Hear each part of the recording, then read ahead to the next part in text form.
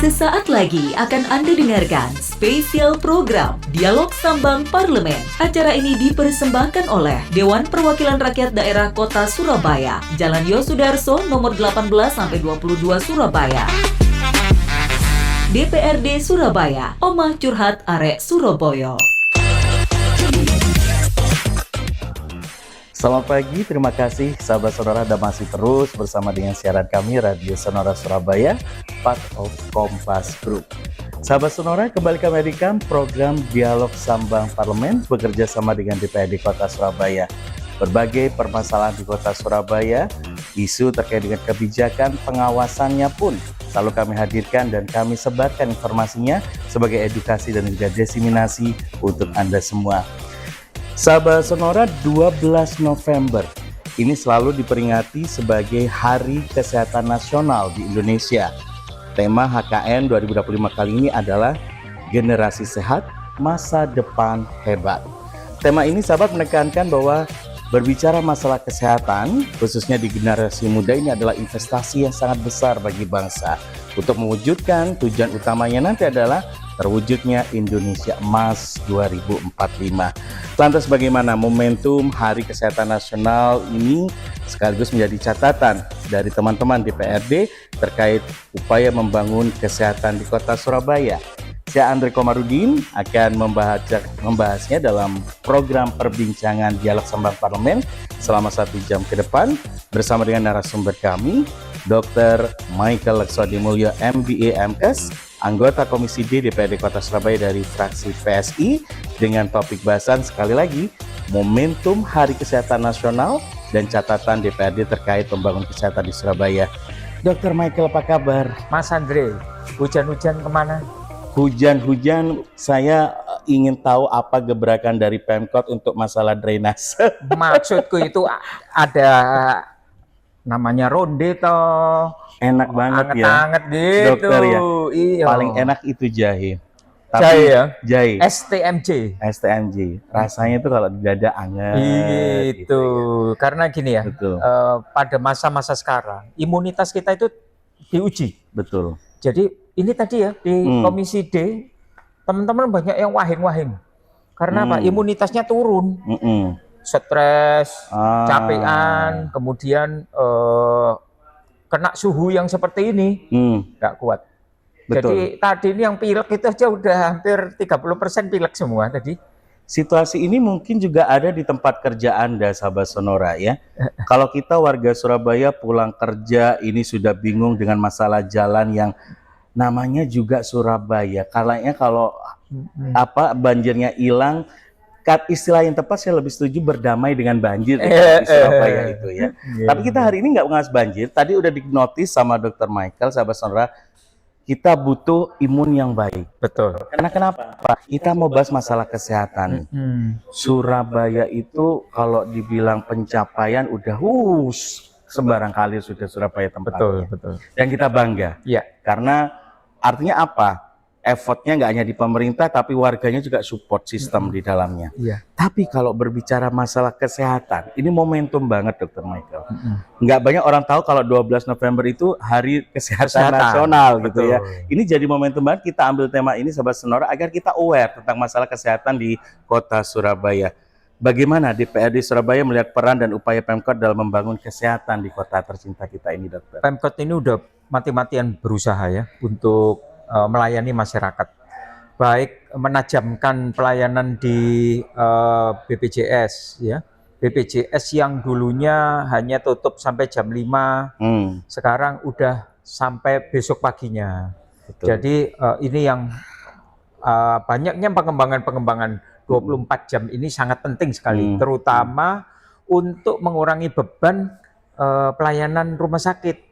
Karena kebanyakan waktu yang dulu kita mau persalinan langsung ke rumah sakit. Nah, sekarang ini bisa ditangani.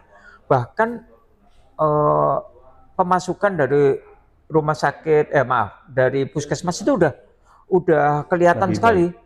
Jadi ada pendapatan dari puskesmas itu meningkat.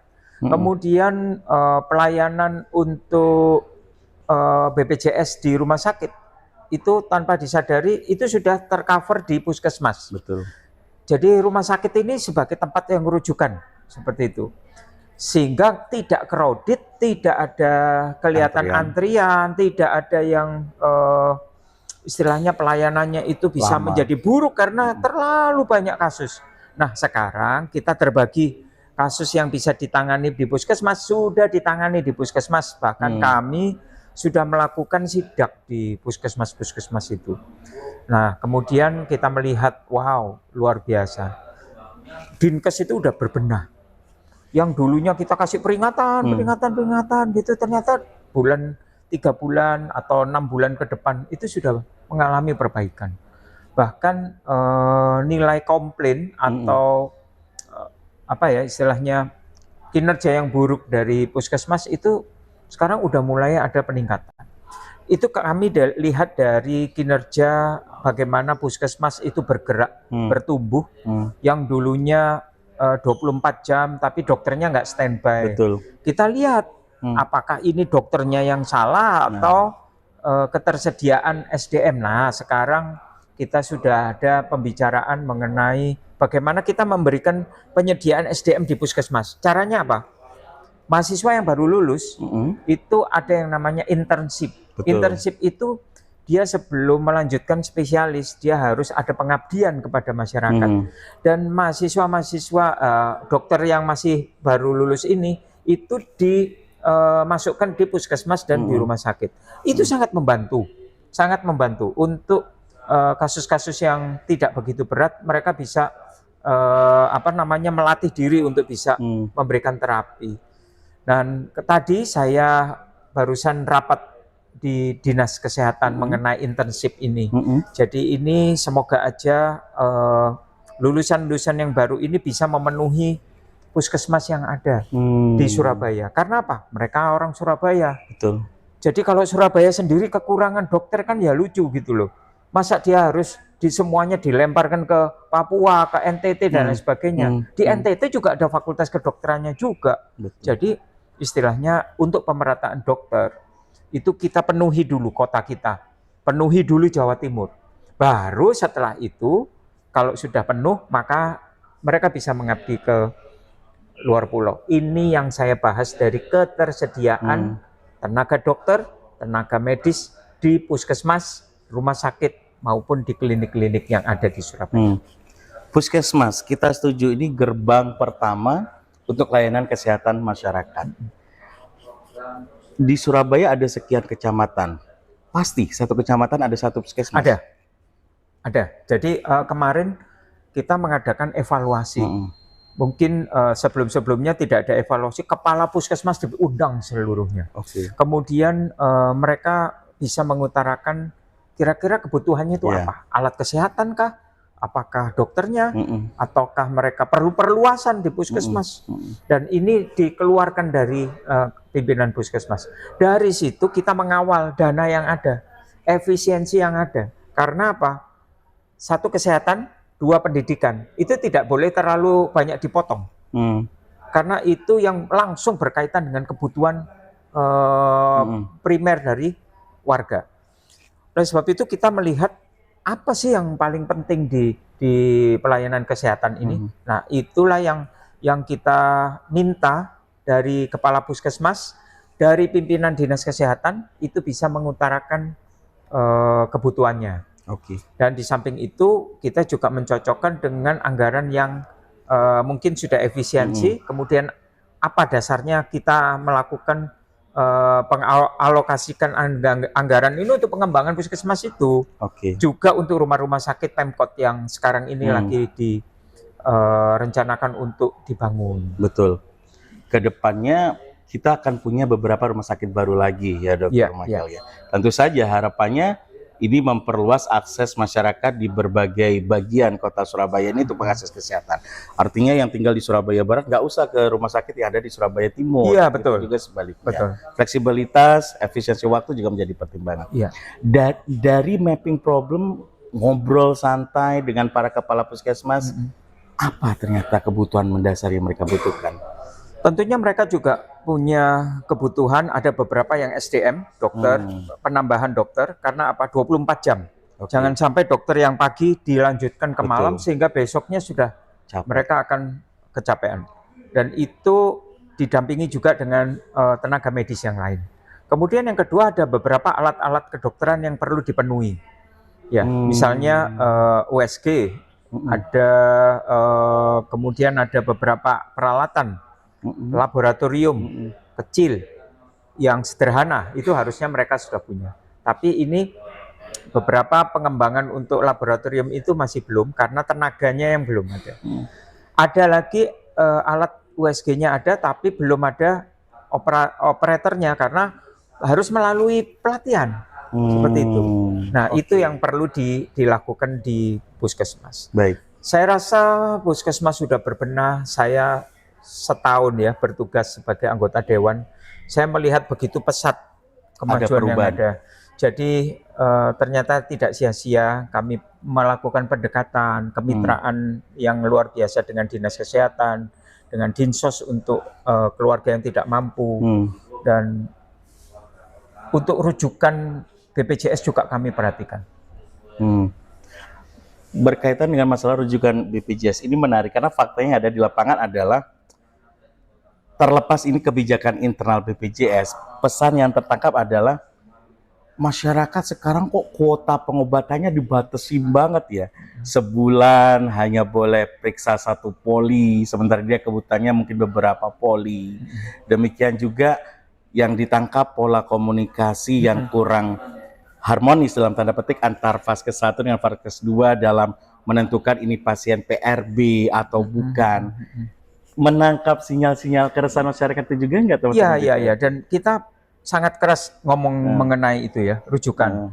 Tetapi kita juga harus rasional dengan kasus ini masuknya di dalam emergensi atau tidak. Jadi ada beberapa yang bisa menunggu, dijadwalkan. Ada yang saat itu harus dilakukan tindakan medis. Baik. Misalnya untuk operasi tulang. Operasi tulang ada yang harus dilakukan sekarang, bisa dijadwalkan minggu depan, ataukah bisa dilakukan lebih dari itu. Jadi itu ada grade-nya, ada tingkat emergensinya. Sehingga masyarakat itu berpikir, lah saya sakitnya sekarang kok, nanti akan dilakukan tindakan kok 2 minggu gitu. Nah, harusnya yang paling penting di sini adalah komunikasi dari tenaga medis kepada pasiennya. Kenapa kok diberikan jeda hampir 2 minggu atau 1 bulan? Mengapa? Karena yang antri emergensi untuk operasi itu mengisi di jadwalnya itu. Jadi dia tidak boleh tidak dioperasi. Nah, itu yang akan membuat kita menata jadwalnya. Kemudian ada lagi yang lalu kita mendengar kalau pokoknya ya opname waras gak waras 3 hari keluar. Nah, itu kami sudah berbicara ke pihak BPJS. Pihak BPJS mengatakan siapa yang ngomong gitu. Jadi bisa kita memberikan komplain kalau yang bersangkutan masih parah, masih kritis, dan dipulangkan. Itu pelanggaran masuk ke kode etik, pelanggaran di dalam pelayanan kesehatan, itu ada hukumnya di belakangnya. Dan bahkan ada beberapa case yang kita pakai di situ karena apa? Pasiennya meninggal gitu. Dan ini yang menjadi sorotan kami. Tetapi banyak sekali warga yang memakai persepsinya sendiri. Aku loh masih belum bisa makan enak, masih belum lancar makan. Aku butuh infus sih. Kok saya harus disuruh pulang. Nah, kadang-kadang dokter mengatakan bahwa ini bisa melakukan tindakan rawat jalan, tidak perlu rawat inap. Tinggal kita menyesuaikan ke pasiennya ini untuk bisa kontrol rawat jalan. Biasanya diberi jeda waktu, kemudian disuruh kontrol rawat jalan. Nah, mengapa? Karena yang ngantri, Mas, banyak banget, Andre. Jadi untuk rumah sakit ini kan baru 3 yang Pemkot yang kami awasi ya. Pertama rumah sakit BDH. Betul. Ampun, banyak sekali itu, 1 hari aja berapa puluh ribu orang yang masuk, bukan ribu ya. Terus yang kedua rumah sakit Suwandi. Ampun udah itu. Masuk di UGD aja udah kayak gitu tuh. antriannya. Itu juga menciptakan problem juga loh. Jadi di UGD itu ada yang namanya triase. Triase ini tidak dimengerti oleh masyarakat. Aku datang, dapat nomor 10, orangnya ini datang, langsung ditangani. Jadi di triase itu ada 3 warna. Warna merah, warna kuning, warna hijau. Betul. Kalau yang merah tidak bisa ditangani. Kalau dia tidak ditangani, meninggal pasien ini. Warna kuning ini masih bisa menunggu sebentar, tetapi harus diberikan tindakan. Warna hijau itu nanti dulu toh, Baik. tunggu dulu. Nah, jadi orangnya datang yang ke-10, sedangkan yang baru datang langsung ditangani. Baik. Ada yang baru datang dia masuk nomor 5. Itu adalah kebijakan dari triase, bukan karena dia kenal adiknya keponakan, bukan begitu. Nah, itu yang tidak dimengerti warga sehingga komplainnya banyak sekali. Ini untuk masuk di UGD loh ini. Belum dari UGD untuk opname. Betul. Waduh, itu komplain banyak banget. Nah, sekarang ini mulailah kita pakai digitalisasi. Iya. Ini kan kemajuan dia Hari Kesehatan Nasional yang dulu tidak ada digitalisasi sehingga apa? Awal kita melihat orang-orang tuh banyak duduk-duduk di ada kursi, ada sampai tidur-tidur di lantai. Sekarang bisa dilihat, Andre, ada nggak orang-orang itu? Ada nggak orang duduk di lantai? Ada nggak orang yang tidak duduk di tempat yang disiapkan? Nggak ada. Karena apa? Kami jalan. Pagi-pagi kami jalan jam 8, jam setengah 7 jalan. Untuk apa sih? Untuk melihat loh. Kalau pagi-pagi aja udah orang tidur-tidur di, apalagi siang. Gitu loh. Kemudian yang kedua, ketepatan dokter. Itu kami perhatikan. Jangan kita pelayanan ditulis jam 8 atau jam 9. Dokternya datangnya jam 12. Betul. Karena apa? Macam-macam. Yang rapat lah, seminar, udah ada sekarang.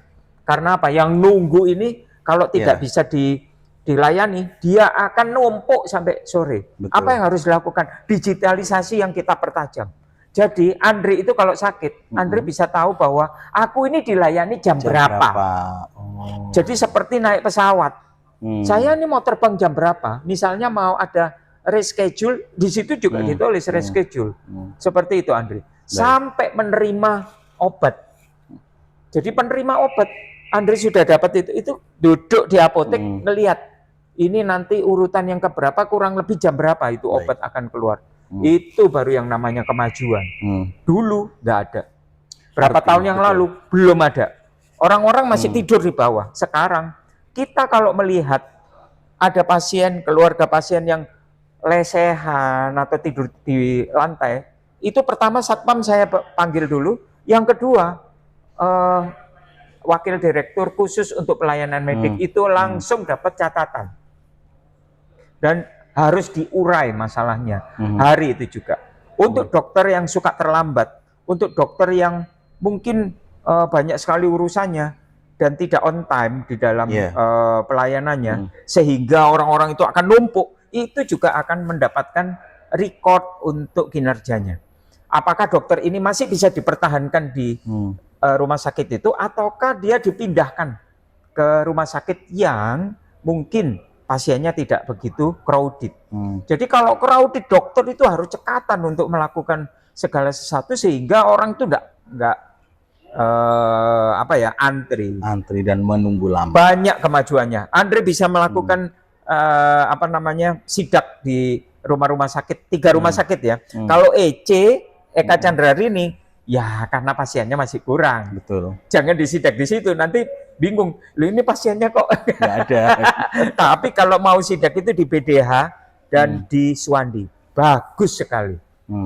Baik. Iya. Artinya perubahan ini merupakan kerja keras bersama. Betul. Para stakeholder. Betul. Dan juga sinergi pentaholik tentunya ya.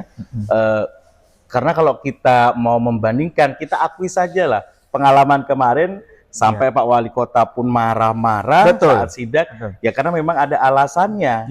Kenapa yang harusnya bisa terlayani secara efisien, by system, sistemnya udah dilakukan, tapi kok yuk gak maksimal. Gitu ya. Dr. Michael, menarik ketika Dr. Michael berbicara masalah layanan. Saya beberapa kali talk show dengan Dr. Michael selalu menekankan layanan is the first, gitu kan. Berbicara tentang rumah sakit, puskesmas ini kan milik Pemkot semuanya ya, di bawah kewenangan Pemkot. Tapi kan layanannya khusus untuk poli itu hanya Senin sampai Jumat, Sabtu Minggu libur. Kalau UGD tiap hari ada. Nah, ini sementara akses kesehatan masyarakat kan nggak mengenal waktu. Bagi yang punya uang, oke lah, banyak alternatif pilihan swasta yang bisa klinik eksekutif pun yang juga melayani weekend. Ya.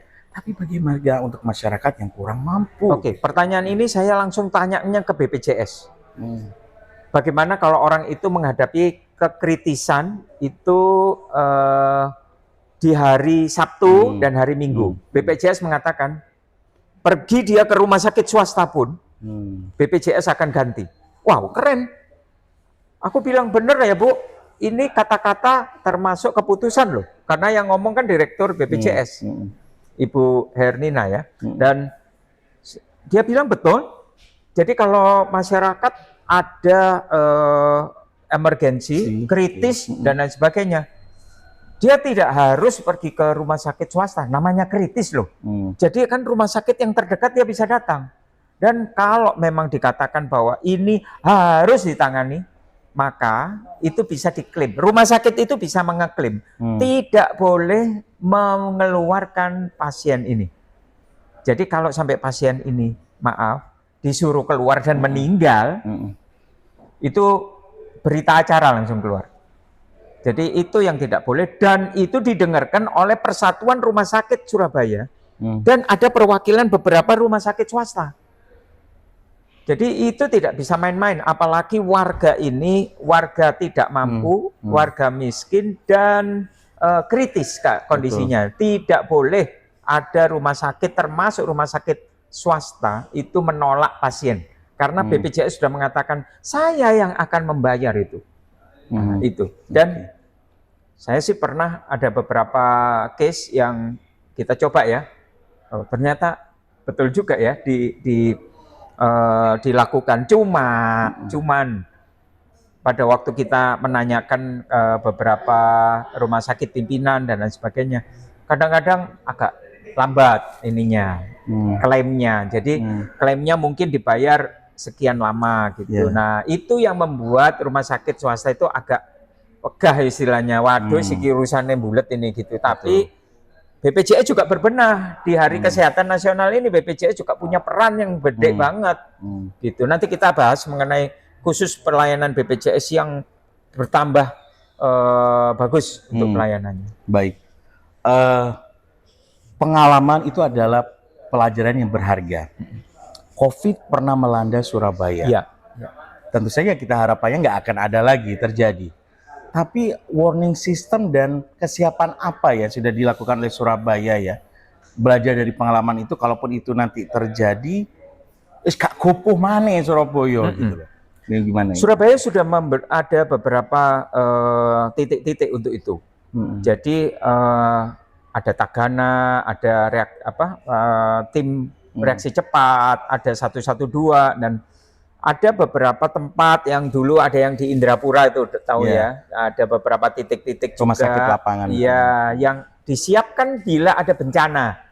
Itu ada. Jadi kami itu sudah mempunyai titik-titik di mana kalau sampai ada bencana apapun, mau bencana seperti COVID, bencana banjir, gempa dan lain sebagainya, ini mau dilarikan kemana? Nah, itu sudah dilakukan simulasi dan ada beberapa titik yang ada.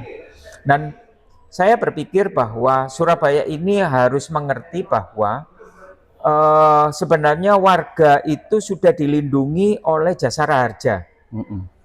Nah, ini saya mengatakan betapa pelayanan kesehatan dan pengeluaran yang harusnya dilakukan oleh warga itu bisa di-cover oleh Jasara Harja. Nah, Jasara Harja ini bila ada yang kecelakaan di jalan, istilahnya di luar rumah, itu merupakan tanggung jawab dua. Satu Jasara Harja, yang kedua itu BPJS Ketenagakerjaan. Kalau yang bersangkutan punya BPJS Ketenagakerjaan. Jadi kalau nggak punya, maka misalnya operasi kecelakaan ya, kena di lutut, operasi tulang, dia eh, kenanya mungkin 30 juta misalnya ya. Ini misal 30 juta, sedangkan jatah dari Jasara Harja itu cuma 20 juta. Nah, kalau jatahnya 20 juta, 10 jutanya apakah warga yang tidak mampu ini yang membayar? Nggak bisa. Dan apa yang solusinya? BPJS. Betul. Walaupun BPJS-nya ini masuk di dalam BPJS PBI yang dibiayai pemerintah, di cover. Dan saya sudah beberapa kasus itu meneliti untuk itu. Apakah benar bahwa Jasara Harja maksimal untuk kosnya selesai, kemudian yang tinggal sisanya yang 10 juta atau berapapun sisanya ditanggungkan ke warga? Jawabannya tidak. BPJS yang akan menanggung itu. Baik. Perbincangan kita makin seru kalau sudah membahas aspek kesehatan di kota Surabaya, karena Surabaya ini kota besar. Tentu saja tantangannya sangat kompleks sekali kalau kita berbicara masalah kesehatan. Karena jujukannya wong tekan dindi, istilahnya seperti Betul, itu. betul. Penyakitnya juga macam-macam. Terima kasih sahabat Sonora, Anda masih mendengarkan Dialog Sambang Parlemen. Hasil kerjasama Radio Sonora part of Kompas Group bersama dengan DPRD Kota Surabaya.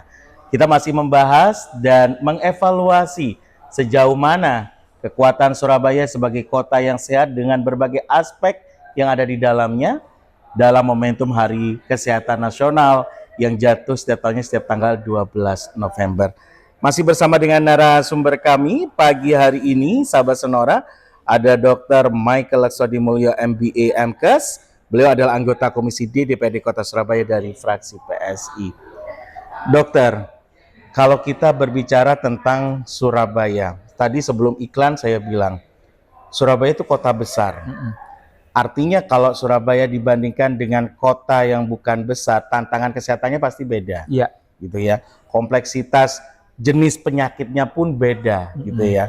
Nah, tentu saja ini menjadi apa? Istilahnya menjadi catatan mendasar bagi para pemangku kepentingan. Oke, kita nggak bisa menolak urbanisasi masuk ke kota Surabaya. Kita nggak bisa menolak pengaruh berbagai macam penyakit masuk ke kota Surabaya. Nggak mungkin Surabaya dibentengi gitu kan. Tetapi apa ya kebijakan yang harus diperhatikan oleh pemerintahnya, oleh masyarakat yang tinggal di dalamnya, agar semuanya ini bisa menjadi pengawasan melekat bersama dan menjadi imun sosial bersama menghadapi berbagai tantangan masalah kesehatan di kota Surabaya. Ya. Jadi sekarang ini yang paling penting adalah bukan yang kita melayani yang sakit. Betul. Harusnya. Jadi kalau Surabaya ini ingin berkembang yang lebih ke depan lagi, selangkah lebih maju, itu kita ngurusin orang yang sehat. Karena persentase orang sehat itu jauh lebih besar daripada orang yang sakit sebenarnya. Gitu. Kalau kita berpikiran orang sakit, waduh, itu kosnya akan ya itu aja yang ditekankan. Tetapi kalau kita sudah mulai masuk ke prevention strategi, kita ngurusin orang sehat yang prioritasnya lebih besar, persentasenya lebih besar, bagaimana supaya mereka tidak sakit, sehingga angka kesakitan itu menurun, dan orang yang sakit ini angkanya juga akan menurun seperti itu.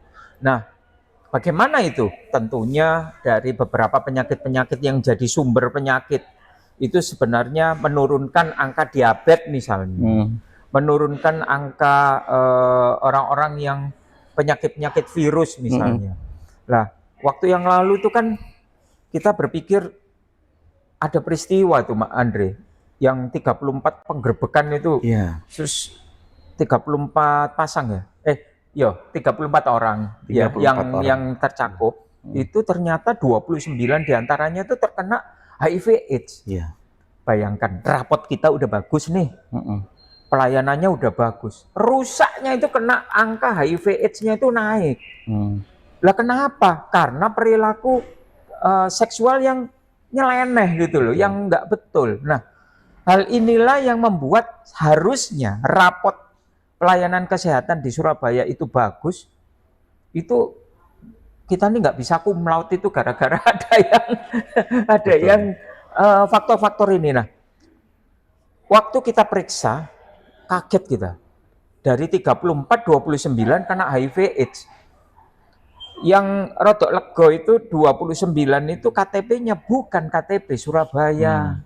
Nah, ini yang rodok lego, cuman istilahnya kita ini kan ada Surabaya, ada Jawa Timur. Lah ya kalau ini ada di Jawa Timur, bulet aja di situ. Keluarnya nanti berapa lama lagi dia sentralnya di Surabaya juga. Nah, buat saya apa yang harus saya lakukan? Kalau pemikiran saya ini bukan untuk pengobatan, tapi untuk pencegahan. Tentunya kita berpikir kalau pencegahan kita harus mainnya ke puskesmas. Kemudian kita mainnya ke dinas pendidikan misalnya. Yang mengatakan bahwa hubungan itu yang baik seperti apa.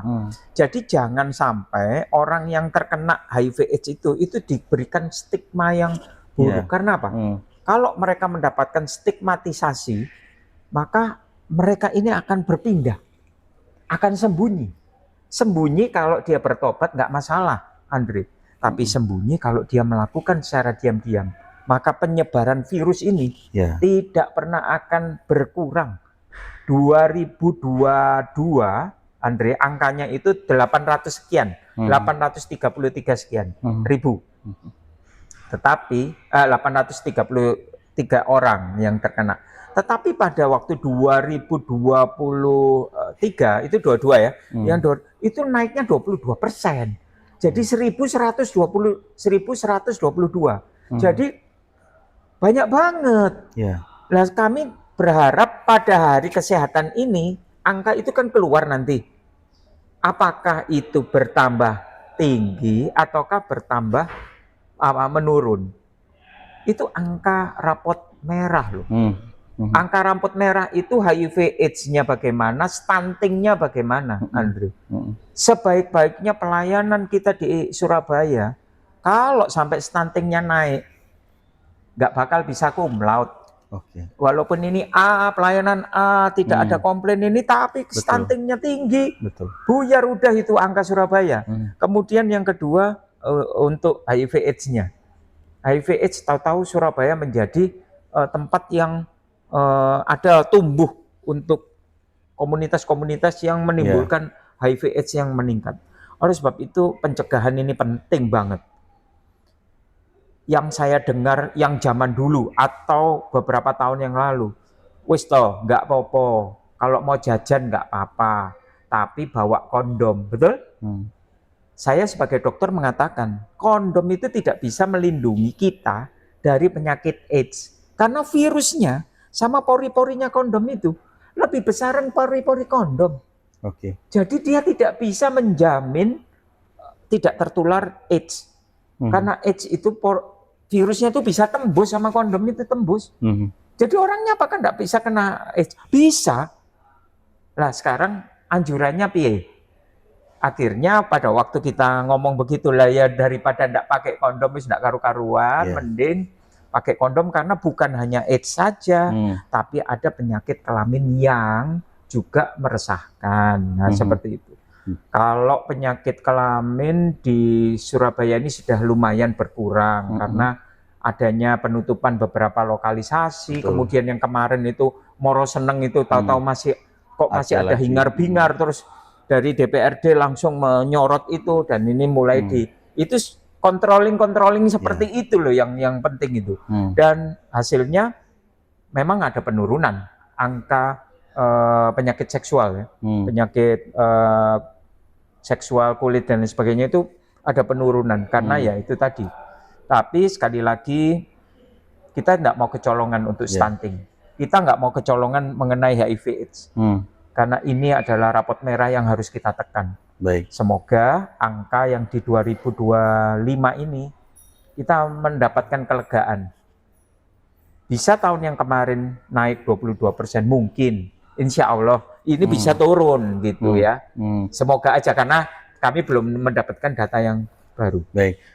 Terkait dengan HIV/AIDS, mungkin ini bukan permasalahan hanya di kota Surabaya, kota-kota besar juga mengalami situasi yang sama. Karena kalau kita berbicara tentang gaya hidup, kebebasan, segala macam, seks bebas, ini selalu banyaknya terjadi di kota besar. Walaupun juga di daerah kecil juga tidak berkemungkinan.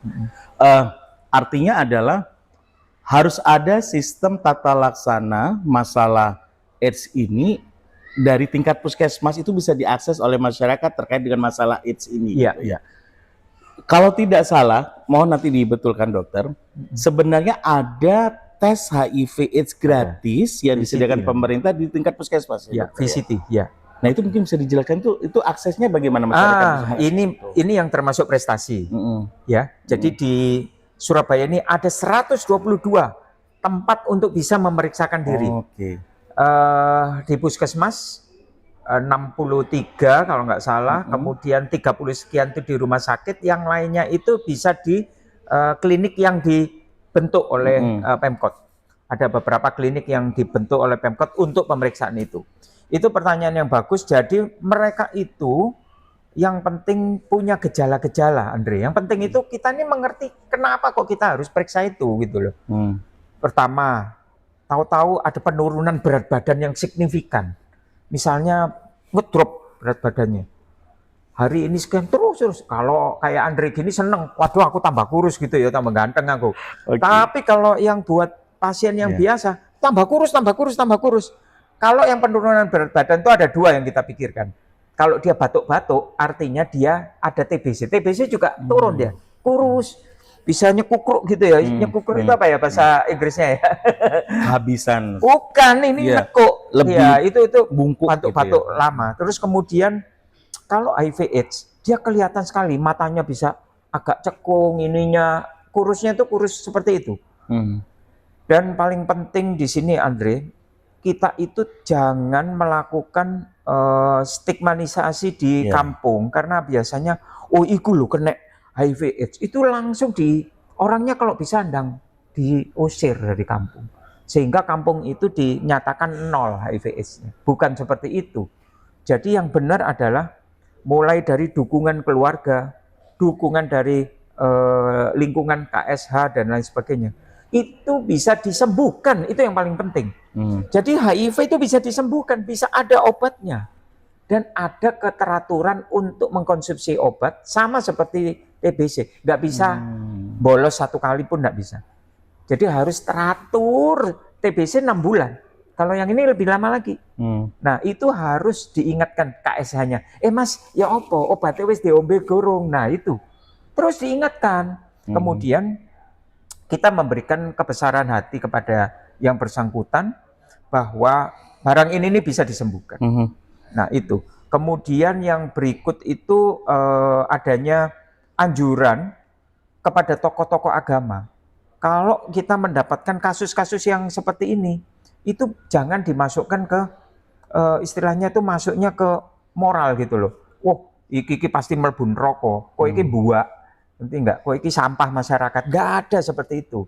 Jadi salah seperti itu. Yang benar adalah tokoh agama itu memberikan solusi kepada pasien ini agar pertama perilakunya harus perilaku sehat. Yang dulunya dia suka sesama jenis, tokoh agama ini akan membuat bagaimana supaya dia bisa mungkin rajin ikut pengajian atau masuk di dalam kegiatan rohani dan banyak sekali yang dilakukan sehingga ada satu perubahan perilaku yang bisa dilakukan. Kemudian yang kedua, jangan lagi masukkan ke dalam yang namanya dosa dan tidak dosa, neraka dan surga.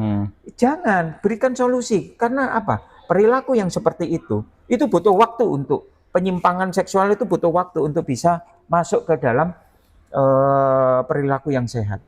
Jadi semua itu harus kerjasama, baik keluarganya, tokoh agama, sekolah, dan kampus, dan lain sebagainya itu harus bergerak bersama. Sehingga yang saya inginkan, angka-angka merah yang harusnya bisa ditekan. Jadi istilahnya prestasi kalau misalnya angkanya sekian, 2025 mengalami penurunan sekian. Betul. Syukur-syukur zero. Iya. Tujuannya. Dan itu yang diinginkan Bapak Wali Kota. Kita harus bersama-sama.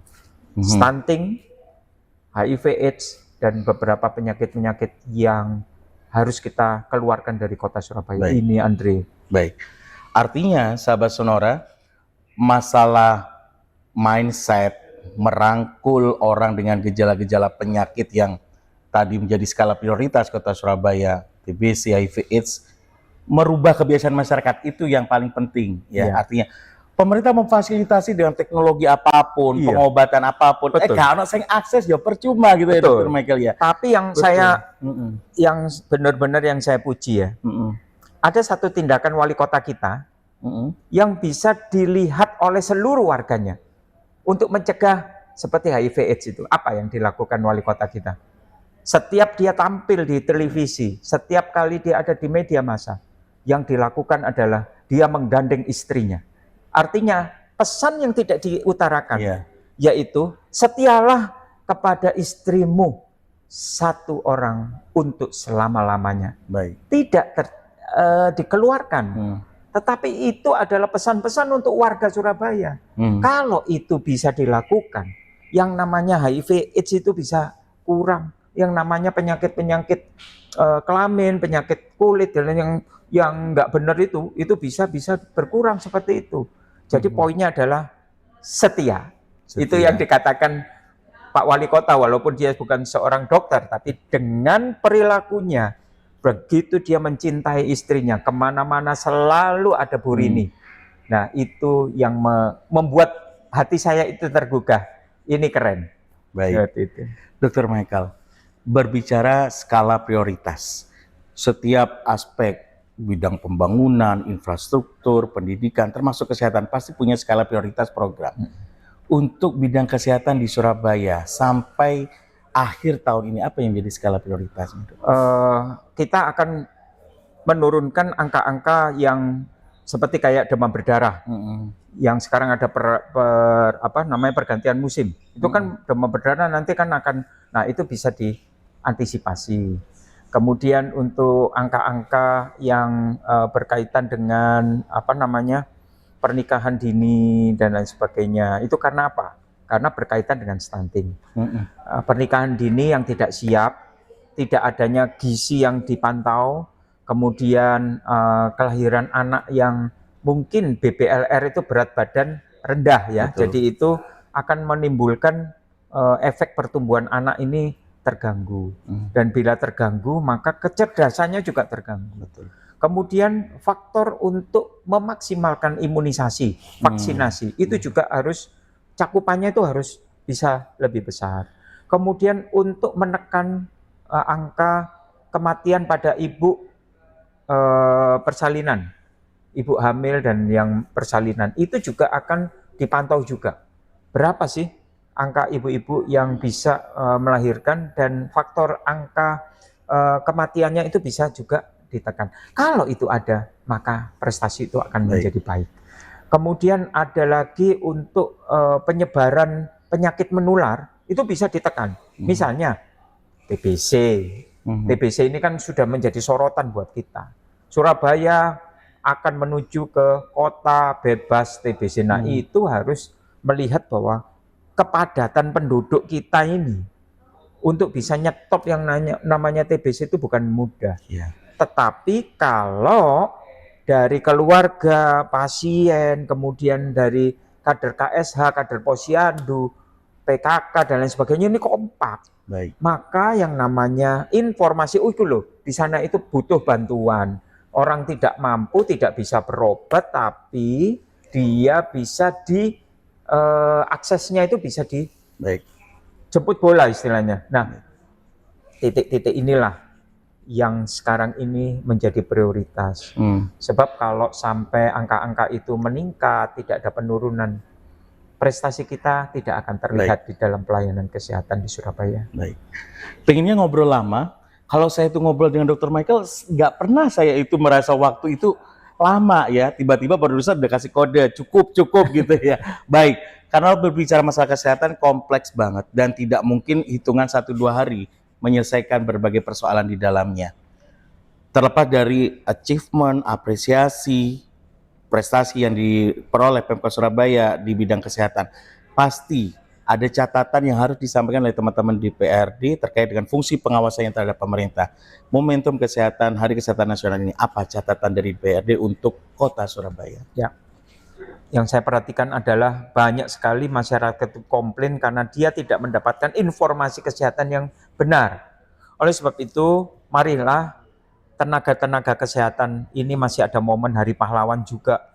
Ayolah kita ini berusaha untuk menjadi pahlawan untuk pelayanan kesehatan di Surabaya. Kalaupun kita mempunyai profesi sebagai dokter, profesi sebagai perawat, bidan, ataupun apoteker, pakai profesi kita untuk kita mempunyai jiwa kepahlawanan kita. Karena apa? Masyarakatlah yang akan menilai apakah kita ini melakukan profesi kita ini dengan baik atau tidak. Oleh sebab itu saya pesan bahwa informasi kesehatan ini sangat penting sekali. Mengapa banyak masyarakat kita itu lari ke luar negeri? Karena di sana itu bisa memberikan informasi dengan jelas, tanpa marah-marah. Dia akan memberikan alasan mengapa ini harus dioperasi, mengapa ini perlu diobati, mengapa ini dijadwalkan minggu depan atau 2 minggu depan. Karena ada alasan tertentu yang ada di situ. Kalau itu tidak dijelaskan, udahlah yang penting nanti kalau enggak paham nanti tinggal tanya sama perawat. Perawatnya juga punya kesibukan yang luar biasa. Sehingga sekali lagi informasi kesehatan itu penting. Yang kedua, saya sebenarnya punya pengharapan sebagai anggota Dewan Surabaya bahwa sebenarnya untuk alat-alat kesehatan yang sangat dibutuhkan oleh masyarakat, khusus untuk rumah sakit negeri atau rumah sakit pemerintah, itu bisa dibebaskan dari pajak barang mewah. Mengapa? Karena itu bisa menekan harga pemeriksaan baik laboratorium, baik pemeriksaan yang lain di rumah sakit pemerintah. Ada suatu perbedaan kalau kita berangkat ke rumah sakit pemerintahan, pemerintah itu jasanya sekian, sedangkan swasta sekian. Nah, kalau sampai swasta ini mengalami keberatan untuk membeli alat-alat yang canggih, karena apa? Pajaknya mahal. Dia disamakan dengan pajak barang mewah, mobil-mobil yang wah itu. Sedangkan yang satu ini ada kebutuhan masyarakat. Kita bandingkan dengan China, kita bandingkan dengan Malaysia.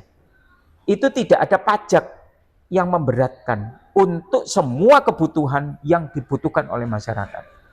Sehingga masyarakat itu bisa diperiksa oleh alat-alat yang canggih. Untuk apa sih? Untuk menetapkan diagnosa yang pasti. Kalau seperti itu terjadi, tidak perlu warga Indonesia itu berangkat berbondong-bondong ke Malaysia, ke Singapura, atau ke luar negeri. Karena apa? Ini bisa dijangkau dengan harga yang murah tarifnya. Saya melihat tarif ini mahal karena alatnya belinya mahal. BEP-nya lama. Nah, kalau memang ini dibebankan untuk masyarakat, artinya kenapa kok alat ini bisa mahal? Karena pajak barang mewahnya itu edian, gede banget. Sehingga saya mau beli Ferrari, beli Porsche, dan lain sebagainya, itu disamakan. Kalau kita beli CT scan yang untuk kalayak warga kita. Nah, sekarang ini apakah itu yang namanya bijaksana? Itu butuh pusat yang menentukan. Kalau itu bisa dilakukan, usulan kita hari ini, insya Allah ya, bisa didengarkan oleh pusat, insya Allah ini akan memberikan solusi untuk mengurangi masyarakat Indonesia yang berangkat ke sana. Jadi yang dibutuhkan bisa memberikan informasi yang baik kepada masyarakat, pada warga, pada pasien, apa saja yang akan dilakukan selama dia dirawat di rumah sakit. Yang kedua, dia bisa mendapatkan akses yang murah, walaupun itu dilakukan dengan mesin-mesin yang canggih. Bahkan rumah sakit swasta tidak mampu beli, tapi rumah sakit pemerintah bisa beli. Karena apa? Pajak barang mewahnya dihilangkan. Sehingga sekali lagi, swasta itu bisa merujuk ke rumah sakit pemerintah. Sama seperti waktu saya kunjungan ke China, di mana saya heran loh, kenapa kok rumah sakit swasta malah ngerujuk ke rumah sakit pemerintah? Karena di tempat pemerintah ini alat-alat kesehatan canggih itu ada di sana. Sedangkan swasta itu mahal banget kalau mau beli itu. Nggak nutut gitu loh, duitnya nggak nutut untuk kembali. Nah, itu merupakan cita-cita kita. Biarlah pemerintah pusat itu bisa mempertimbangkan itu. Kalau itu terjadi, kita bisa melihatlah warga kita tidak banyak lari ke luar negeri. Harapan adalah doa, gitu ya. Kita nggak ada salahnya berharap, tetapi take action juga harus ada. Dr. Michael Laksodi Mulya MBA MKes, anggota Komisi D DPRD Kota Surabaya dari fraksi PSI. Matur nuwun sangat, Dokter. Ketemu lagi Andre Siap. pada topik yang luar Berbeda. biasa. Ya. Perbincangannya luar biasa. Bukan hanya sekedar obrolan biasa, sengaja tema ini kami angkat di momen peringatan Hari Kesehatan Nasional ini sebagai titik balik perenungan kita bersama. Bukan hanya teman-teman DPRD di fungsi pengawasan kebijakan, Pemkot juga di fungsi sebagai eksekutor atau pelaksana, tetapi juga masyarakat sebagai penerima manfaat. Apa yang harus Anda kontribusikan agar benar-benar Surabaya ini punya akses kesehatan yang tepat dan bermanfaat. Baik, sampai di sini kebersamaan kita di program Dialog Sambang Parlemen. Saya Andre Komarudin mewakili segenap kru yang bertugas harus pamit undur diri. Selamat melanjutkan aktivitas. Sampai jumpa dan salam sehat.